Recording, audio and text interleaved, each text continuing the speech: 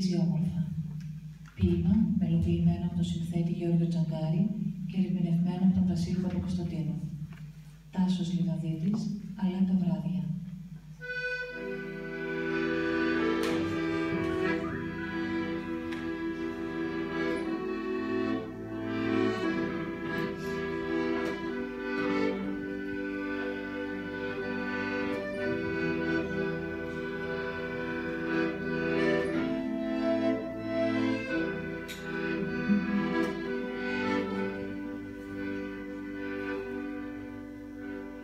Και να που φτάσαμε εδώ, χωρίς αποσκευές, μα με ένα τόσο ωραίο φεγγάρι, μα με ένα τόσο ωραίο φεγγάρι. Και εγώ ονειρεύτηκα έναν καλύτερο κόσμο. Φτωχή ανθρωπότητα, δεν μπόρεσες ούτε με κεφάλαιο να γράψεις ακόμα. Σαν σανίδα από θλιβερό ναυάγιο, ταξιδεύει η γυραιά μας ύπηρος.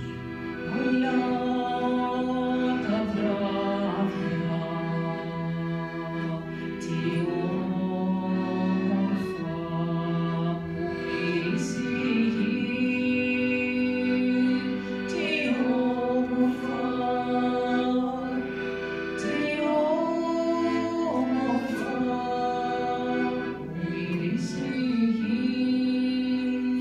Αγάπησε τα ιδανικά της ανθρωπότητας, αλλά τα πουλιά πετούσαν πιο πέρα.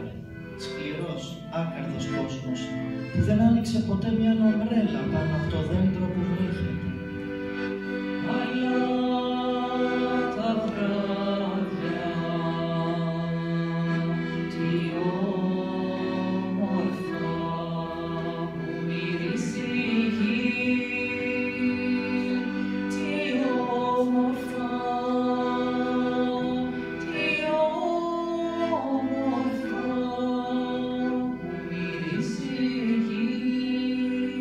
Ανακάλυψαν την πηξίδα για να πεθαίνουν κι αλλού και την απληστία για να μένουν νεκροί για πάντα. Αλλά καθώς βραδιάζει, ένα φλάουτο κάπου ή ένα άστρο συνηγορεί για όλη την ανθρωπότητα. Αλλά τα βράδια, τι όμορφα που μυρίζει η γη, τι όμορφα,